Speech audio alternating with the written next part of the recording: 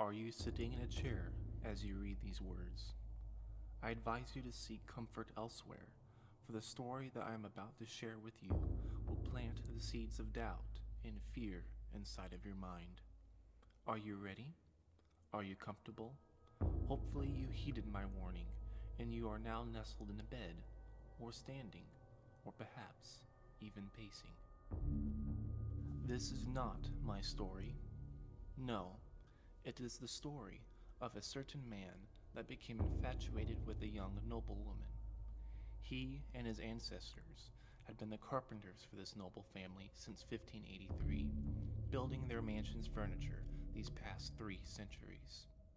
The young noblewoman was kind and fair to her subjects, perhaps too kind, for the craftsman mistook her generosity toward him as an amorous act of forbidden love, for you see, he was but a lowly carpenter to her.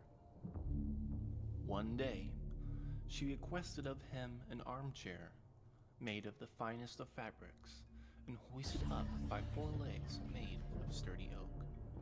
He worked tirelessly on this project for months on end, almost as if he treated this chair as a symbol of their imagined relationship. Unfortunately, something disturbing entered the craftsman's twisted mind. When finished, he cut out an opening in the back of the chair large enough for a human being, causing a spacious orifice to reveal the innards of the chair. He then crawled inside of the chair so that he might spy on the woman as he hid inside. It was somewhat uncomfortable, for his body was between 2 boards, of which was where the sitter would lean back into to find comfort. Also, the amount of space was limited, for if he had taken into account the frame of the human body, the size of the chair would have had to be ridiculously large. Cramped in such a state, his face, more specifically, his nose, protruded into the back of the chair, resulting into a most ominous observation. To the keen eye, one could see the facial outline of a man embedded into the chair's back. As you might imagine, this graced, or more accurately put, cursed, the sitter with an eerie sense of being watched. Of course, both you and I know this to be a fact, but the poor noblewoman was unaware of her fanatic lover that lurked inside of the armchair.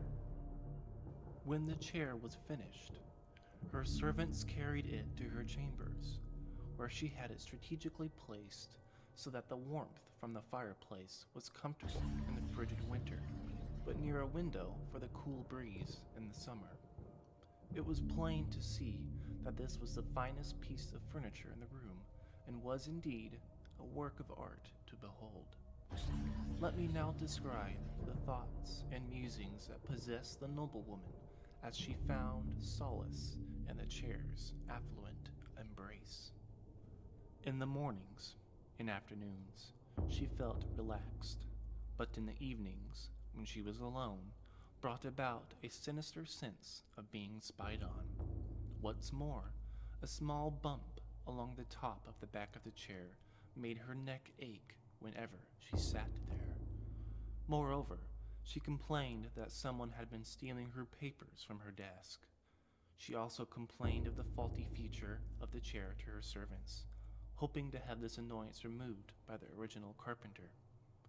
But word soon reached her that the man who had made the chair had gone missing. Deprived of their only carpenter, she tried to ignore the protrusion for as long as she could. That is, until madness took hold of her mind. She became anxious, deprived of sleep, and her senses dulled. Whenever the inevitable claws of night began to tighten their grip, she became increasingly volatile, and sometimes her wails of terror could be heard echoing from her room. But nothing attacked her, at least physically. Psychologically, however, something was draining the woman of her sanity, and she did not know the cause of it. More often than not, when this affliction became particularly unbearable, she retired to the chair of which our story has revolved around. When she did this, her condition worsened tenfold. for reasons the reader is obviously aware of at this time. Now, we shall dive into the mind of the craftsman. The following account are the exact words penned down by the man himself.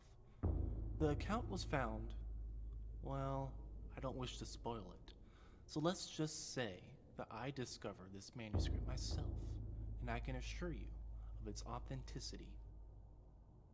The smell of your hair, oh, that divine aroma. It was the nourishment from my final days. Due to my genius, no one suspected me, for they deemed me missing and you insane. I looked forward to our evenings together, when you'd spend hours on end reading as you sat near me. Alas, I wished you had read aloud to me, but just having you by my side was enough to satisfy me, at least for a time. I made this chair just for you and I, my sweet, for they will never find us. But if someone might do so one day, it will have been too late.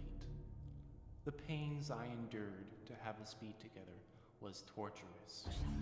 Luckily, I had some time between the arrival of the servants at 7 and the general public's presence at 10 until our time together to emerge from my hiding place and record these words down onto paper. It made me nauseous, however, to hear of your arranged betrothal to that cretin, Mr. Kingston.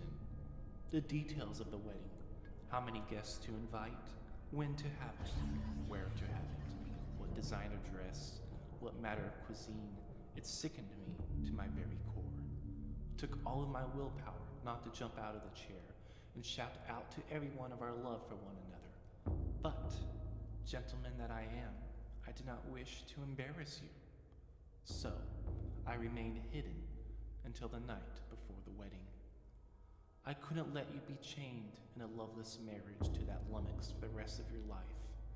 So I decided that you and I would live together, forever, inside of this chair that I made especially for you. Yes, this will be our home and our coffin. I waited patiently until you fell asleep to relieve you of your suffering by giving you the gift of eternal slumber with me. It was simple. It took little effort on my part to take your life away. You must have realized that I did it for us.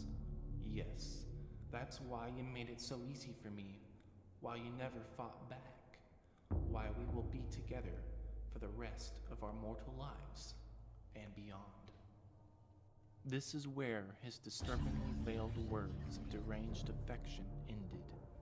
After the noblewoman was murdered, 30 years later, when I inherited a chair from my grandfather, Mr. Kingston, that I made the gruesome discovery of 2 corpses inside of the fabled chair. Clasped between the corpse's rotting hands was the account previously mentioned above. I can only guess that one of the bodies belonged to our man, the craftsman, and the other to the noblewoman. Her limbs were folded and bent in such a way that what was once conceived an impossibility for 2 humans to fit in such a grotesque, intertwined amalgamation of flesh was disturbingly successful. In a way, he was right. They had spent 3 decades in secrecy together, free from the prying and judgmental eyes of others. Maybe next time you'll wonder what lurks inside of the chair that you sit in.